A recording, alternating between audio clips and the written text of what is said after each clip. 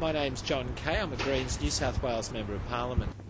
Local governments are on the front line of climate change. They're the level of government that is closest to the people, and therefore the level of government that can do most to cause changes in our consumption patterns of electricity, gas and water. Climate change is the biggest challenge that we face in the 21st century. Local communities are not only going to need to reduce their greenhouse gas emissions, but adjust to the inevitable changes in terms of reducing water consumption, being aware of sea level rise on the coast.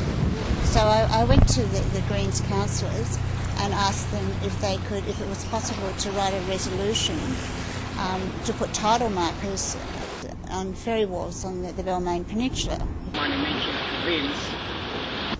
When people see these markers, they realise that it's a serious issue. The tidal markers were a great innovation by Leichhardt Council.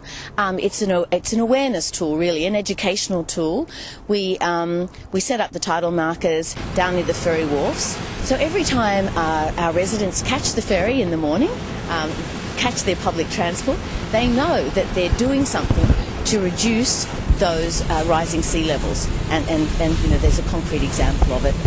I think Council has a very important role in raising awareness of climate change, particularly an educational role. Solar panels on their roofs, reducing their water use, changing their shower heads. The federal government is still not serious about climate change if they're approving and opening new coal mines. Electricity privatisation is about the worst thing that a state could do to adjust to climate change. It's going to make it much more expensive for households to respond. It's going to increase greenhouse gas emissions. It's going to take away from the community the capacity to control their energy futures.